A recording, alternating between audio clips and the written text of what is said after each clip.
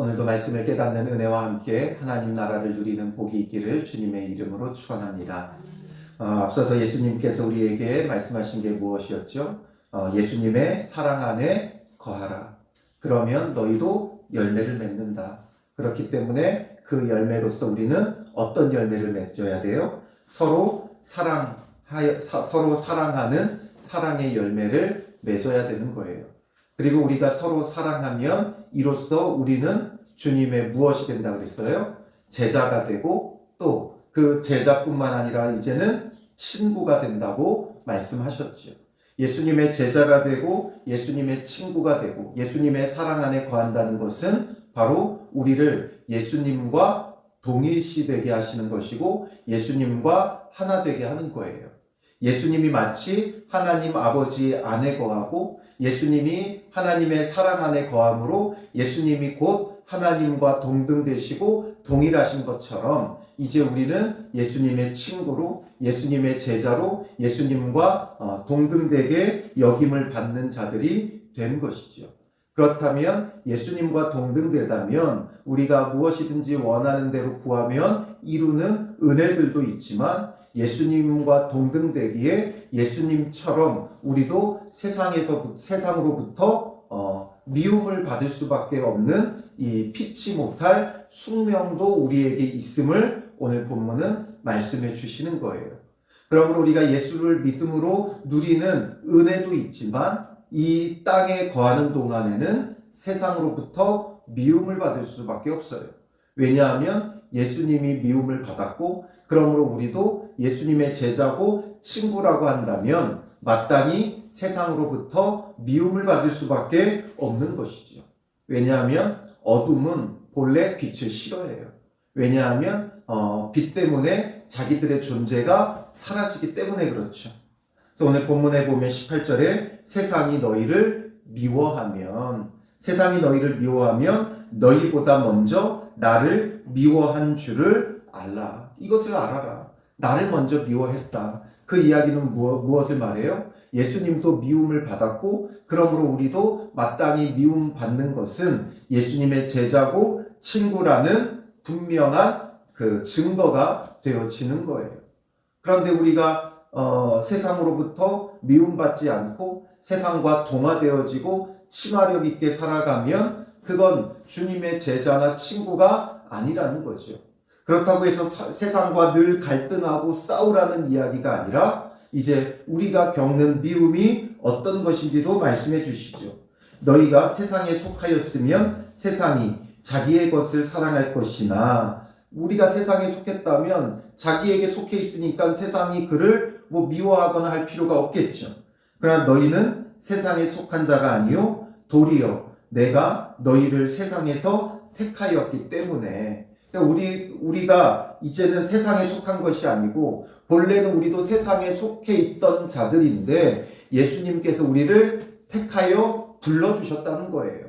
즉 주님께로 우리를 택하여 불러주셨기 때문에 이제 우리는 세상에 속한 것이 아니고 오히려 19절 마지막에 세상이 너희를 미워하느니라. 세상이 우리를 미워할 수밖에 없어요. 20절에 내가 너희에게 종이 주인보다 더 크지 못하다 한 말을 기억하라. 이게 바로 요한복음 13장 16절에 예수님께서 이미 말씀하셨던 거죠. 내가 진실로 진실로 너희에게 이르노니 종이 주인보다 크지 못하고 보냄을 받은 자가 보낸 자보다 크지 못하나니. 그러니까 예수님은 주인이고 우리는 종인데 종이 주인보다 더 크지 못하다라는 것을 기억하라는 거예요. 그건 우리가 늘 주인에게 속해 있기 때문에 주인과 함께 고난도 받아야 한다는 의미가 있고 종이 주인보다 크지 못하기 때문에 주인이 받은 그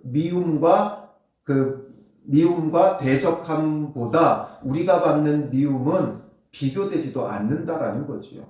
그러니 더 큰 고난당하신 주님을 기억하라는 것이고 우리가 주님께 이제는 속해 있기 때문에 주님과 함께 그 고난도 그 미움도 받아야 된다는 것을 기억하라는 거죠.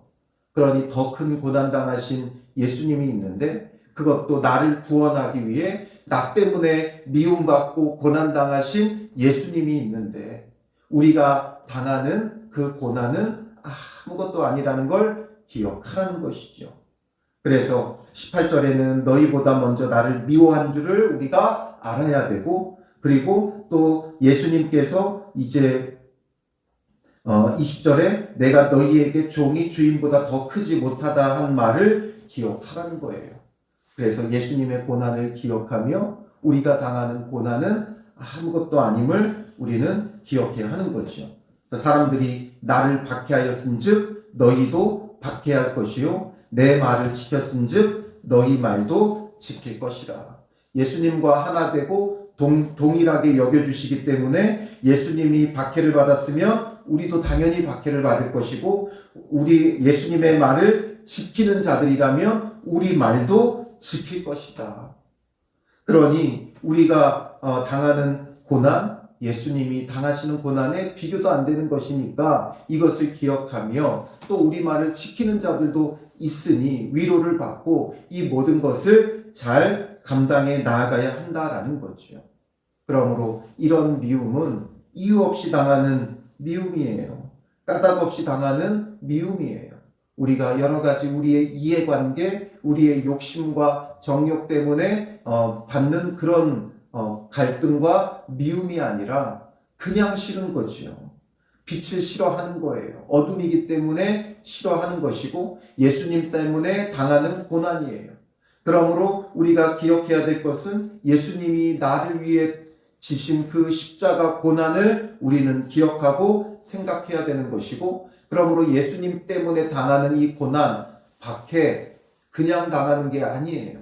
결국에는 마태복음 5장 11절에 보면 나로 말미암아라고 되어 있죠. 예수님 때문에 당하는 고난이고 예수님께 속해 있기 때문에 당하는 박해예요. 그래서 나로 말미암아 너희를 욕하고 박해하고 거짓으로 너희를 거슬러 모든 악한 말을 할 때에는 뭐라고 말씀하세요? 너희에게 복이 있나니. 고난당하는 것이, 박해당하는 것이 오히려 복이라고 마태복음 5장 11절은 말씀하시죠. 그래서 이어서 마태복음 5장 12절에 보면 뭐라고 말씀하세요? 기뻐하고 즐거워하라. 고난당하고 박해당하는데, 욕먹고 박해를 받는데 기뻐하고 즐거워하라는 거예요.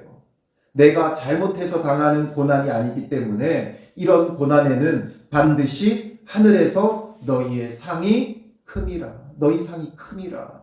예수님 때문에 당하는 이 고난은 상이 큰 거예요. 너희 전에 있던 선지자들도 이같이 박해하였느니라. 선지자들도 이렇게 박해를 받았고 지금 하늘나라에서 그 상급이 크다라는 거죠. 그러니 우리가 당하는 고난, 박해, 예수님은 더 큰 고난과 박해를 당하셨고 이제 우리에게는 상이 크기 때문에 오히려 박해받는 것, 우리가 열심히 신앙생활하며 복음을 전하다가 당하는 고난과 박해는 상이 큰 거예요.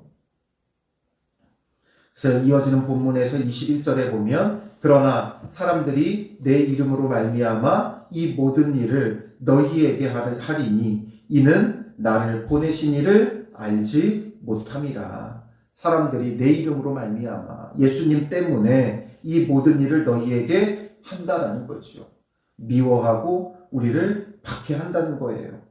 그런데 그들이 왜 우리를 미워하고 박해하느냐?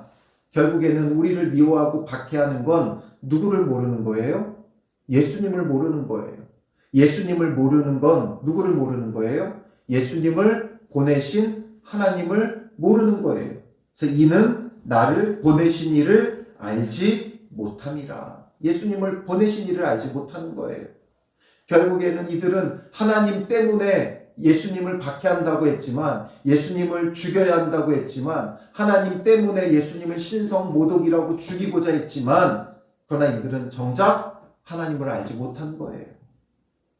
왜냐하면 예수님과 하나님이 하나인데 예수님을 모르는 건 하나님을 모르는 것과 같은 거죠. 내가 와서 그들에게 말하지 아니하였더라면 죄가 없었으려니와 지금은 그 죄를 핑계할 수 없느니라. 예수님이 와서 그들에게 말하지 아니하였다면, 예수님께서 오지 않았다면, 예수님께서 말씀하시지 않았다면 그들에게 죄가 없다는 거예요. 그런데 이제 예수님이 오셔서 말씀하셨는데 예수님을 보고도 예수님의 말씀을 듣고도 믿지 않았기 때문에 이제 이들은 핑계할 수 없이 심판을 받을 수밖에 없다라는 거죠. 나를 미워하는 자는 또 내 아버지를 미워하느니라. 예수님과 아버지 하나님이 하나인데 예수님을 미워하면 결국에는 하나님 아버지를 미워하는 거예요. 예수님을 사랑하면 하나님 아버지도 사랑하는 것이죠. 그러나 예수님을 미워하면 하나님 아버지를 미워하는 거예요. 내가 아무도 못한 일을 그들 중에서 하지 아니하였더라면 그들에게 죄가 없었으려니와, 아무도 못한 일을 하지 않았다면, 하나님의 아들이라는 증거를 보여주시지 않았다면 그들에게 죄가 없죠.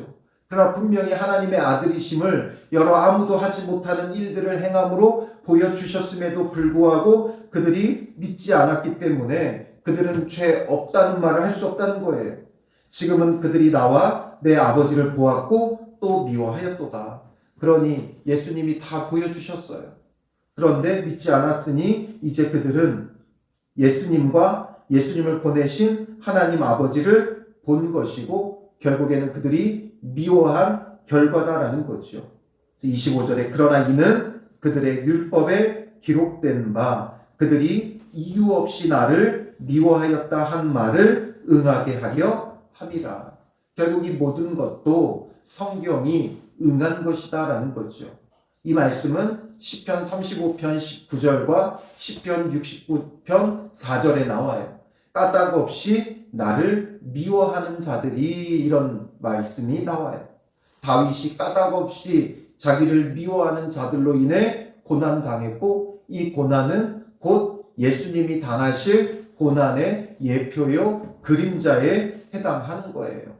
그래서 세상은 미워하는데 그 미워하는데 이유가 없어요. 결국에는 무엇 때문에 밉다, 무엇 때문에 이렇다 늘 이유를 대지만 그 이유는 진짜 말 그대로 이유 같지 않은 이유고 말도 안 되는 이유고 그냥 이유 없이 미운 거예요. 그러니까 미우니까 이유를 갖다 붙이는 거죠. 미우면 모든 게 다 꼴보기 싫죠. 내가 미우면 선한 일을 해도 그것도 미워요. 왠지 가식적이고 그 속에 다른 꿍꿍이가 있는 것 같고 그렇죠. 그러니까 이유 없이 미운 거예요. 이유 없이 미운 거에 그럼 반대는 뭐예요? 이유 없이 미운 거에 반대가 뭡니까? 무조건적인 사랑이죠.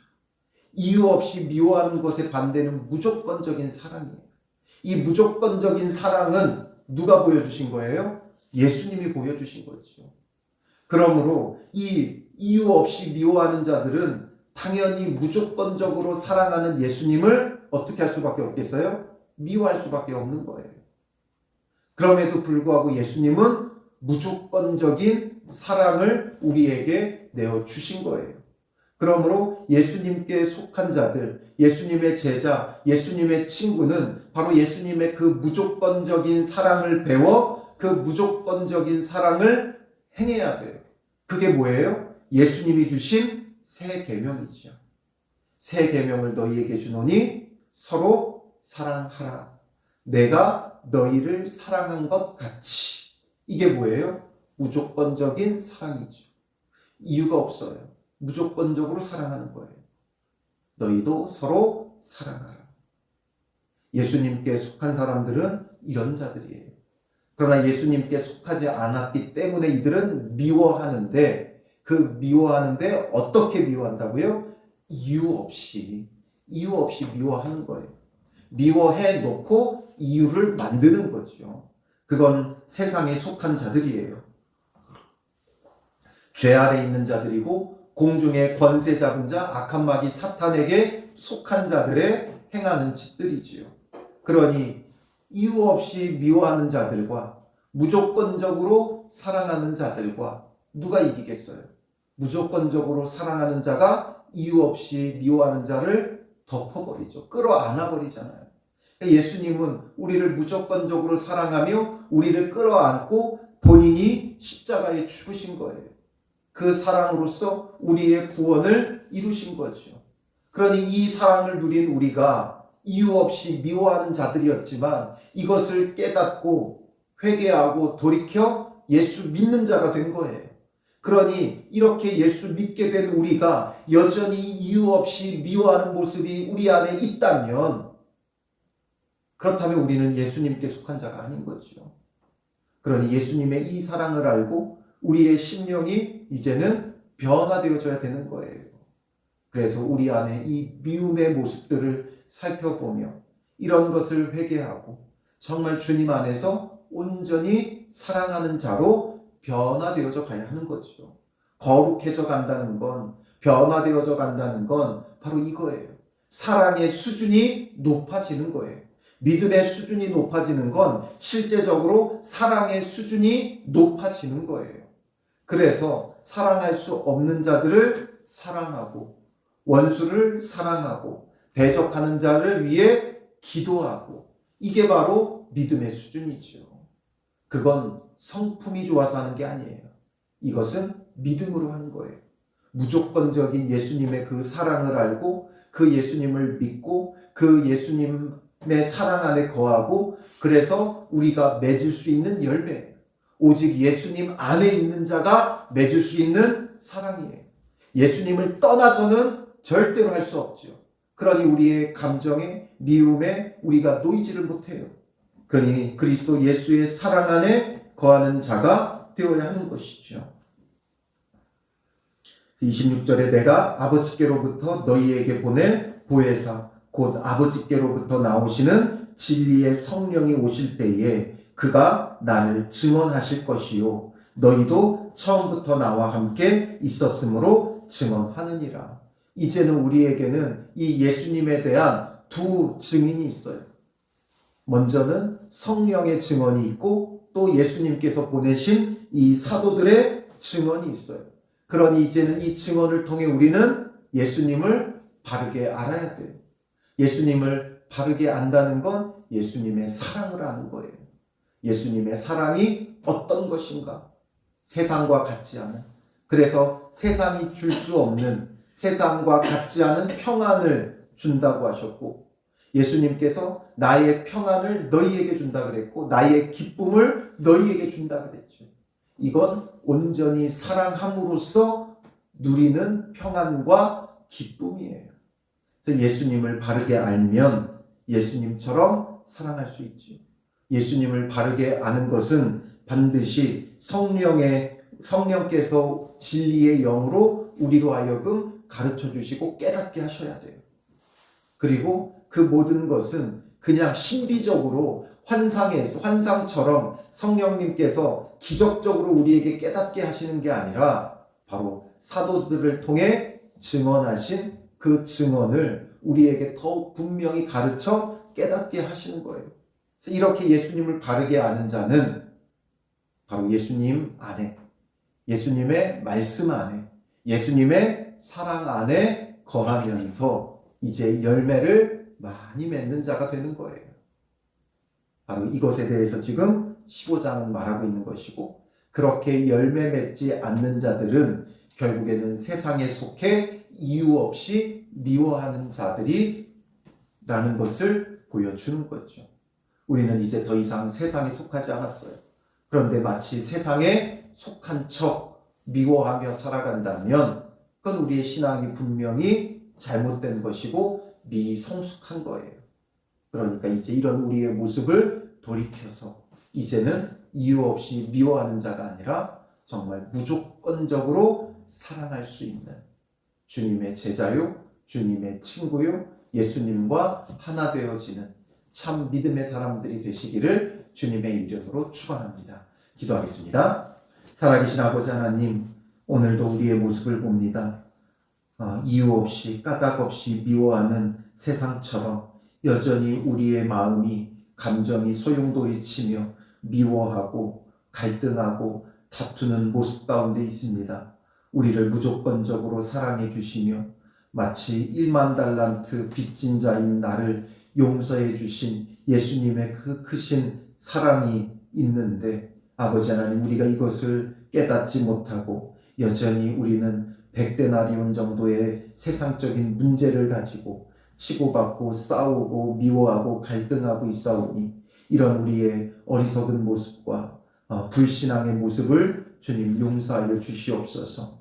이유 없이 미워하는 세상의 길을 따르는 자들이 되지 말게 하시고 이제는 예수님 안에 거하고 예수님의 말씀 안에 거하고 예수님의 사랑 안에 거하고 그러므로 예수님으로부터 이 말로 다 알 수 없는 사랑을 공급받고 깨닫고 누리게 하시고 그러므로 주님으로부터 주어지는 이 사랑으로 우리도 열매를 많이 맺어 이유 없이 미워하는 세상과 달리 우리는 무조건적으로 사랑하고 섬기는 믿음의 사람들이 되게 하여 주시옵소서. 예수님의 그 사랑받는 자녀처럼 행할 수 있는 믿음의 사람들이 되게 하여 주시옵소서. 참 사랑으로 오늘 하루도 주를 닮아가고 주님의 제자요 친구로 살아가는 믿음의 사람들이 되게 하여 주실 줄 믿사오며 예수님의 이름으로 기도합니다. 아멘.